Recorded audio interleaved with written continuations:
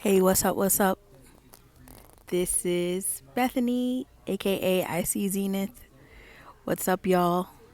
So, right now we're going to interview someone very interesting, a very special person. He's an amazing musician, amazing artist, amazing, just all around. He's just a great person. And we're going to interview him right now for his new album that's coming out named Swavy Dawn. Introducing Brando the Black Hippy. What's up? Let's clap it up for Brando real quick. I see. I hear all the, I hear all the claps. Please, it's okay. I hear the claps. Please, it's okay. It's just me here. So, thank you for this opportunity to be on this platform. It's one of the most respectable platforms that I've ever seen. Wonderful artists. So, we'll pass this back to you.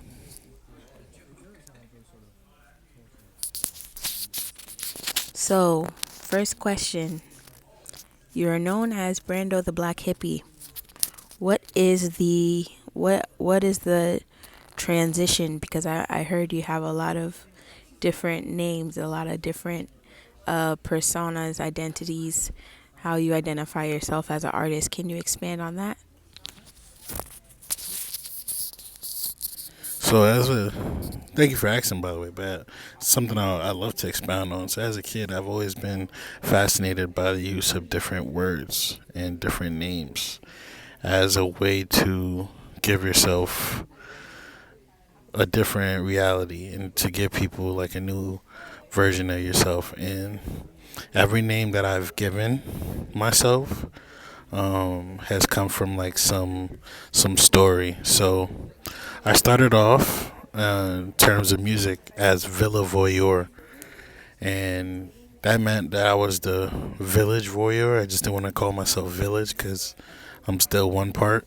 So I'm like, the singular? What's the singular of a village? It's a villa.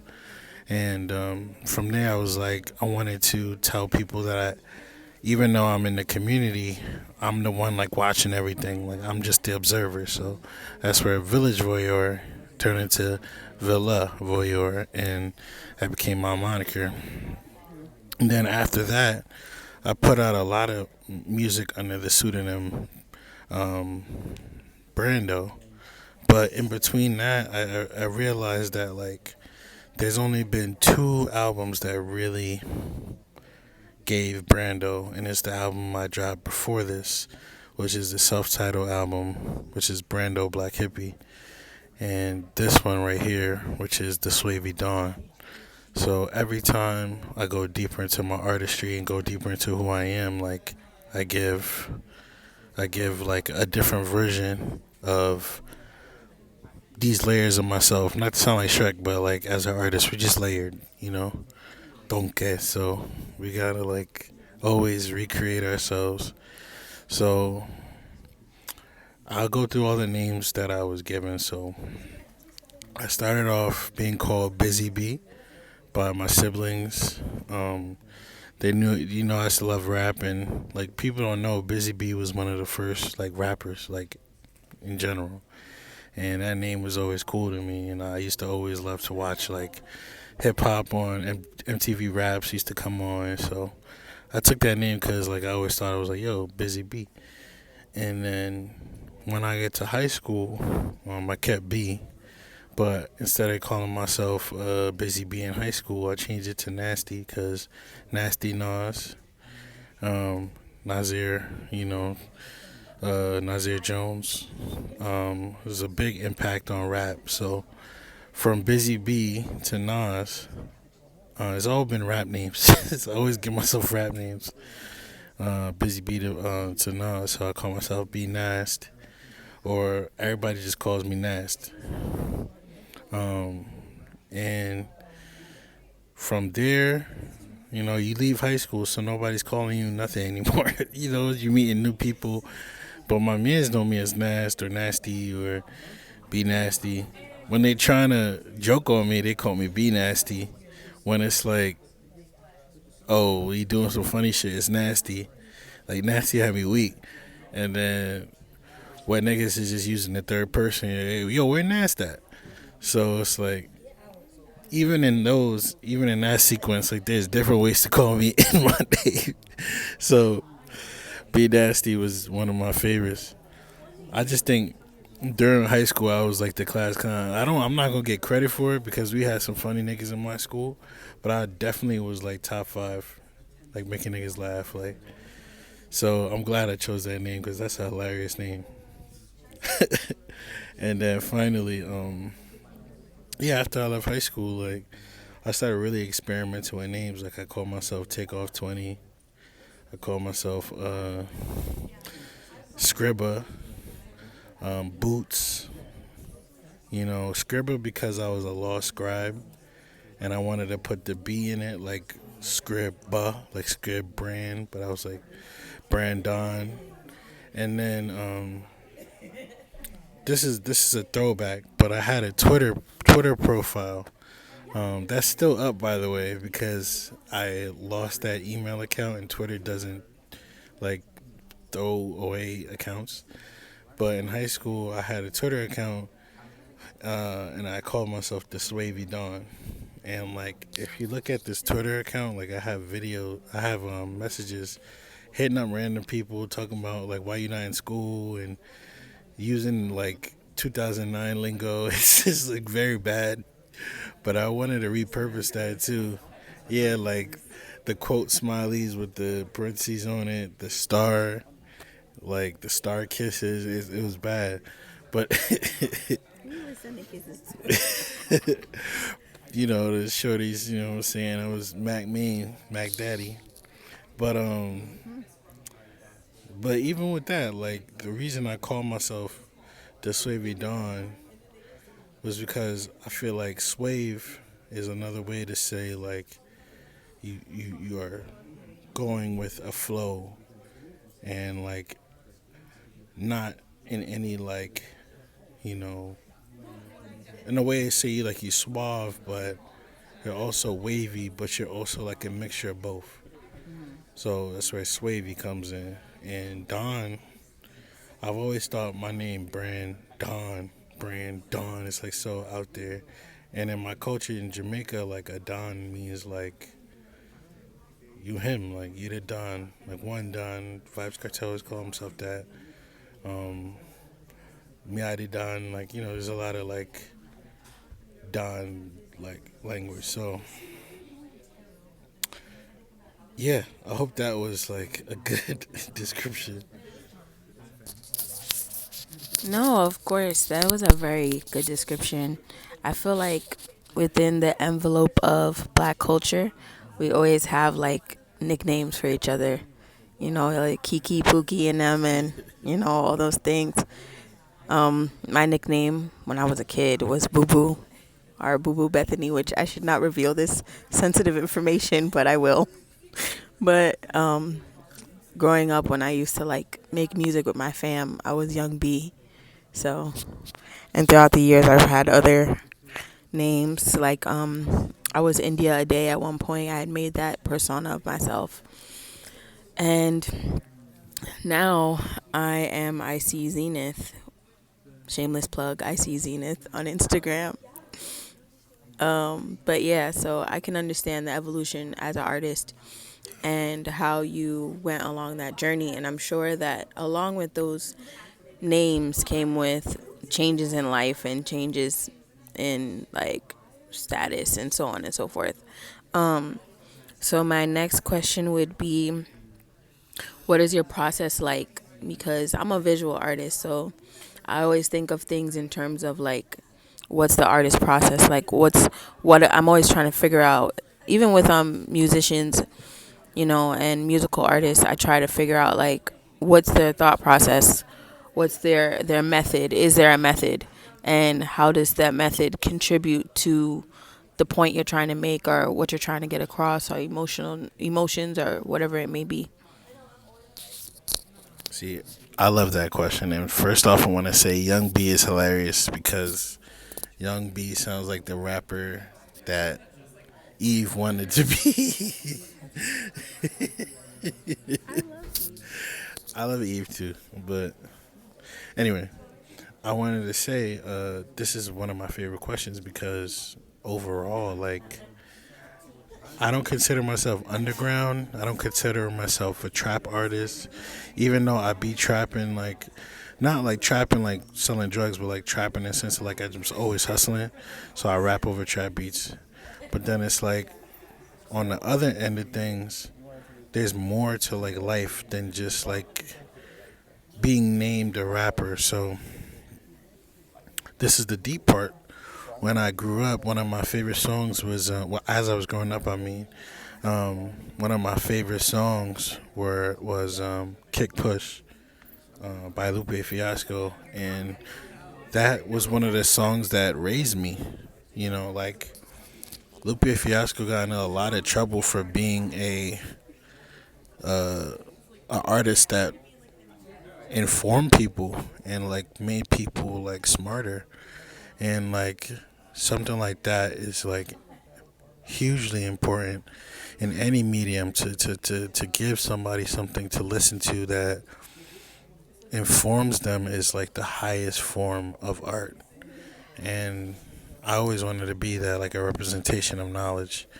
And Lupe Fiasco's like whole album, like, um, well, I'm only thinking snapbacks and tattoos. It's like something and something. I'm a terrible fan to not remember that, but it's literally when I was 7 years old, going to school, listening to Kick Push, listening to um,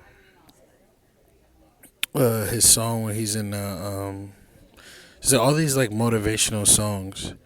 But like I started skating because of that. I started to understand like there's an independent way to do things, like all because of Lupe. And then as I grew up, I noticed that other rappers would add a little bit of consciousness in it, but it was always Lupe. Oh yeah, something in cereal, kung fu in cereal, fucking up. But he had the album Lasers. Everybody knows Lasers, and that's where Kick Push was on. And Lasers was already like top. And then the thing about Lupe was he used to be a hood artist, and like at that time, like he wasn't getting no like burn as a hood artist, and he decided to become a conscious rapper, and then he blew up. And to this day, Drug Ass Wave is a great album, like that I play on repeat. Like came out in 2018. It's one of my favorite albums. So I don't consider myself underground. I don't consider myself trap. I don't consider myself like anything but an artist in its purest form, which is somebody who wants to be loved and is showing people that love is attainable in every art form, and that music should be an extension. And I have a lot of compatriots who have like around the same number of followers as me, and like I don't collaborate with anybody. I don't collaborate with the people that I hang out with. I'm gonna drop names because like it's important. Like DJ Miami Joe, we got the same amount of Spotify listeners. Corleone, Don Corleone, we got the same Spotify listeners. Like um, Matt the Outlaw, we got the same amount of Spotify listeners. Like these are all the people who have like 10K followers, and like I have just under 500. But the reason why I feel like my music still gets heard and that I still have something to say, even with like the limited amount of followers, and on top of that, people are listening, is that like yes, you can turn up, you can make music that people like to like bring people together, because at the end of the day, they're bringing people together. But the type of music that I do is going to inform you, and it's going to get you to a point where you know you can see for yourself like your impact on your own life. And it's all going to turn inward. So it's like I love when people reflect. I love when people like take that next step into their own artistry, and that's because I'll be real. I ain't grow up with a dad. I ain't grow up getting showered with love, but like music kept me here, so I kept with music.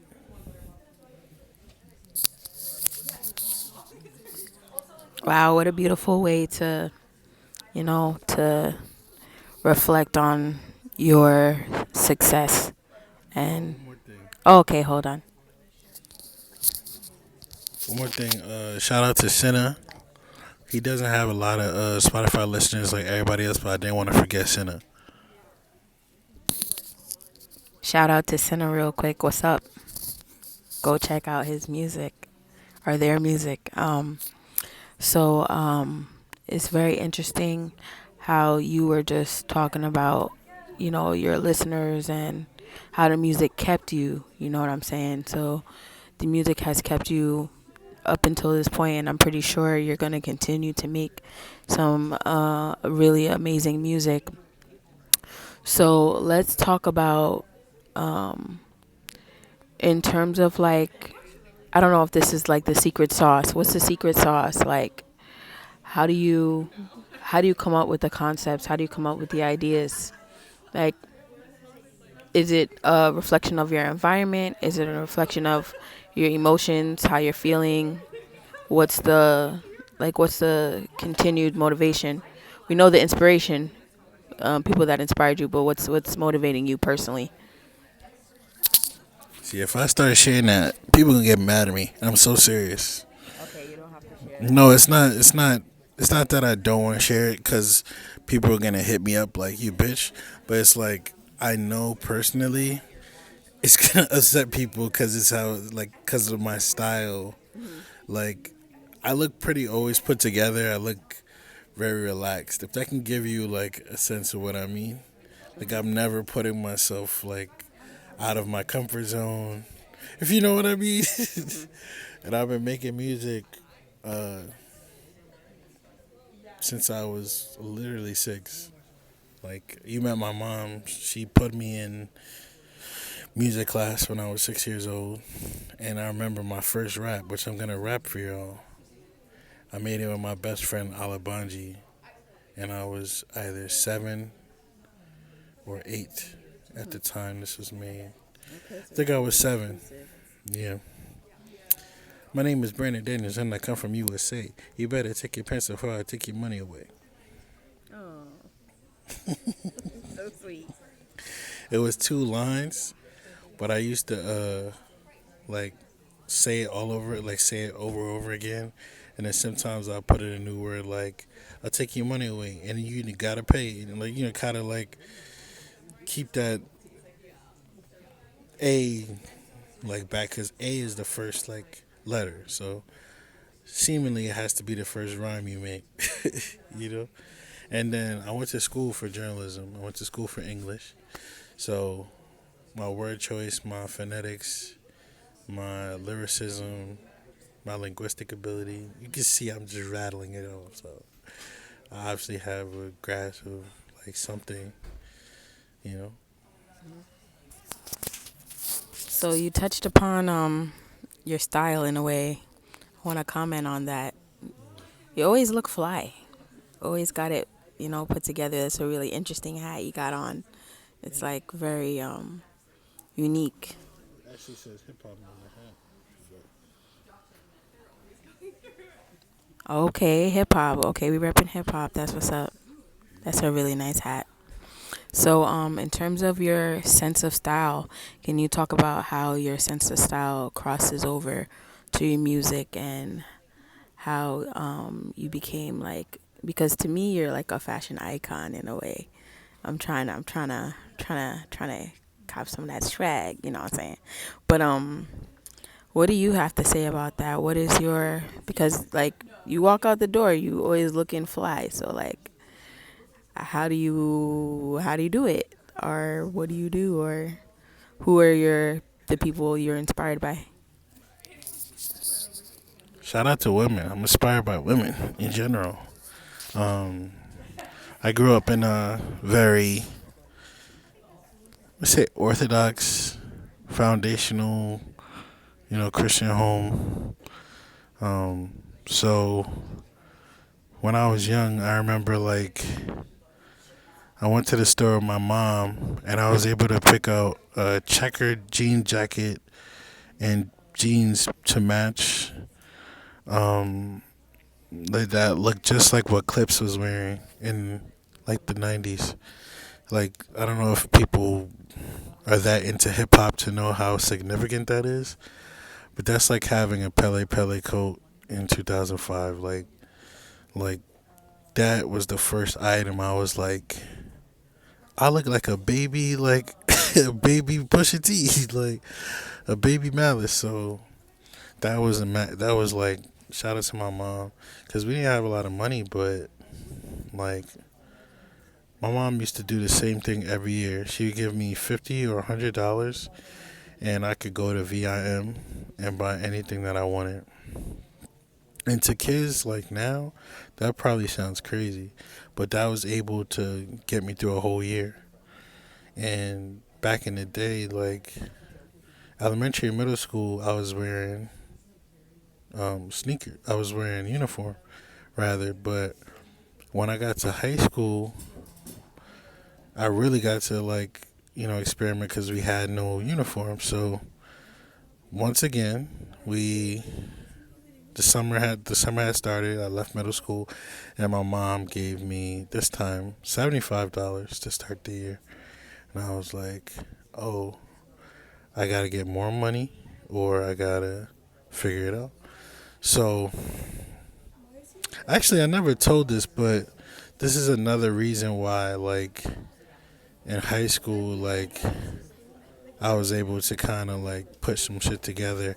It's a lot of things at hand, but um, my bullshit pops was setting my mom child support, and I used to steal my mom's debit card because she had a debit card exclusively for child support. I think that was the emergency money, and I stole it, and I would spend like $40 every 2 weeks, just like snipping off the top at these sites where I would like just order shit online. And then one day, one of my mans was like, "You gotta stop wearing that skate shit," because I was always wearing skate clothes. And by my name, superlative, like there's a brand called We SC, which I want them to send a check because like I single-handedly started like that whole We SC vibe in Brooklyn. I guarantee you, nobody was wearing We SC but me. Um, but We SC was the brand, and I used to wear the shirts they had. I had bought their headphones. I had bought their scarves, their hats, everything. And I was like, yes, I like skate shit, but that's not gonna change. But what I'm gonna do is I'm gonna sell clothes to the niggas that want to be fly, like you. So he felt like I needed to get more fly, and I was like, nah, I want to stay the same. But instead of like changing who I am, I'm gonna just make some money. So this is a method that I'm gonna tell people. But back in the day on eBay, you could find like new shirts from distributors who used to have like stores, but they have too much dead stock, and you can get it for like a fraction of the price. So I used to go on eBay, stay up all night looking for these sellers, and I would buy the shirts off them, and they'd come fresh in a pack, and they'd be authenticated and everything. And I would sell it to people in high school, and the shirts were really like 180 to $200, and I'd get them for 80. I'd sell them for 80. I gonna tell you how much I was getting them for, but just know I was able to pay my way through school with it. But I used to get them and sell them for 80, sometimes 100. And they like everybody used to be like, "Damn, like I'm getting such a deal. Like I gotta fuck with Brandon." Like so, niggas used to sell candy. I was selling clothes. And as I grew up, it just I gotta be clean. I got like, and when I got to college, I wasn't wearing no brands, but I had some KDs that I really liked.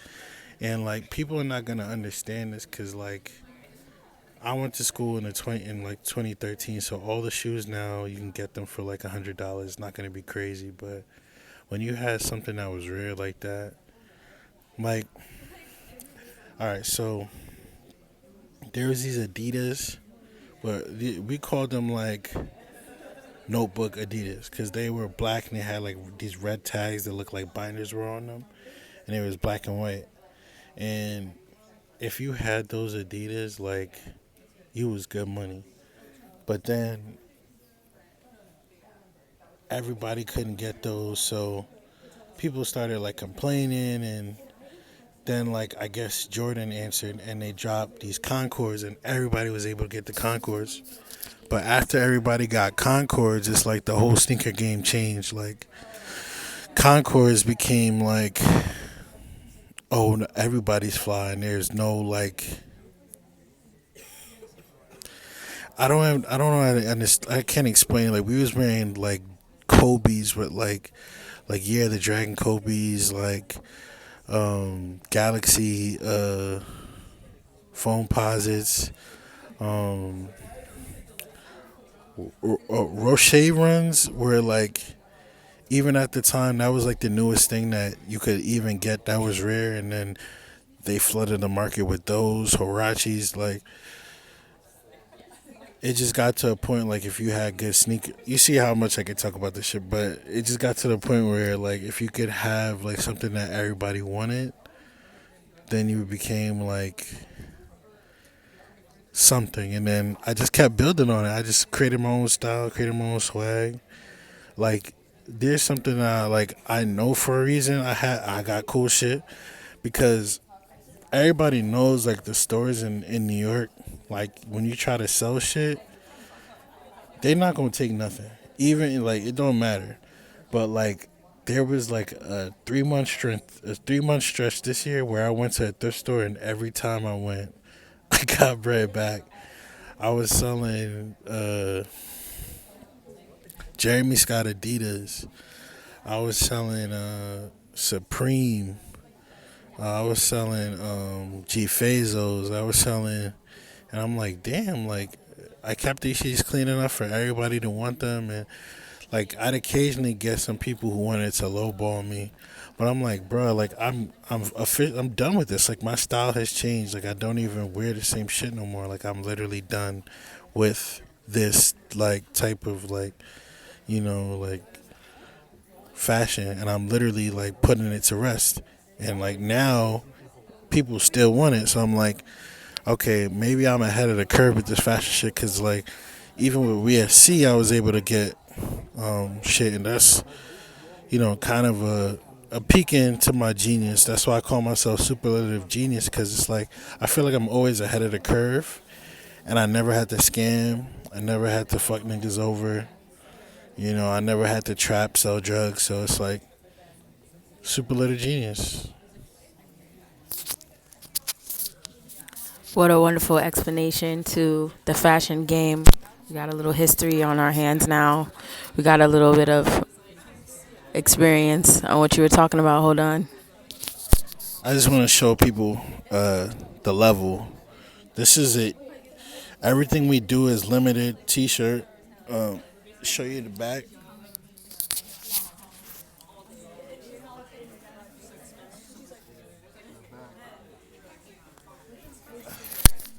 Hope my ass crack wasn't showing. Hope my ass crack wasn't showing. Not sure, but Not sure, so we're gonna change that in post. But also, this is my 4IE scarf. Everything I have, you're not gonna get another one. Um, uh, and then I got on these Tommy Hilfiger jeans. Um, it's Tommy, like good quality, straight. And a Carhartt jacket. And this is a cap that I got from someone in Soho. And my shoes are outside, but I wear Clarks. Clarks me prefer. So, yeah, just had to do that. Nice, nice. You feeling the swag, feeling the fit, everything Irie, if I could say that. So camera is currently dying. So I have one last question for you. Well, we're gonna have two more, and then we're gonna end this. The last question would be, um, let's see. Shoot, I just got so lost in the conversation. I'm just like, dang, what do I ask now? All right, my brain is blank. But you know, I think the last question would be, do you have any questions for me? Yeah, so I do have some questions for you. And the main thing is, how do you like view music as a way to challenge people? Like, how does music challenge people, the community? So, question is, how does music challenge people, or how does music challenge me as a person? I don't know about other people, but I can speak for myself.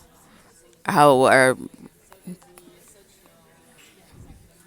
Other people, how does music challenge other people? like the community, you and like everybody. In my opinion, okay. Well, I think that music is very important to the fabric of life. There's nowhere you could go, like our lives and the way we view the world kind of in a way mimics nature. So it's kind of like when you think about it, when you go outside, you hear the birds, and that can change your whole day. So music has the effect of like a frequency and a vibe that will change somebody's life or change somebody's day, change somebody's opinion, change somebody's perspective. And I really think that's what music is about. I think music is very similar to visual art, where, oh, music is very similar to visual art, where there's like a shift in your thoughts and ideas. And music is very powerful. Visual art is also powerful, but music is powerful to the point where it's very immediate, and it's like poetry. Like you can use your words and your emotions and the power of your voice to get not only get your point across, but to really cause someone to reflect. That's my whole thing in terms of the arts: reflection and contemplation, and thinking about yourself in a different way, in a new light. So that's my opinion on that. I think that's how music affects others in the community. And this is why I had let her interview me, because this is number one primo, super dead stock, creative juices, golden Zen beauty. Thank you for this interview. And everybody out there in the internet world, drink your juice. Don't party too much. Protect yourself. Protect your mental health. And love. Love your mama. All right. All right, y'all. So this was an interview done by IC Zenith. We interviewed the superlative genius, aka Brando the Black Hippy. Yo, so this was an amazing interview, and I hope you guys enjoy. Like, comment, subscribe to the page, and I'm out. Love and peace.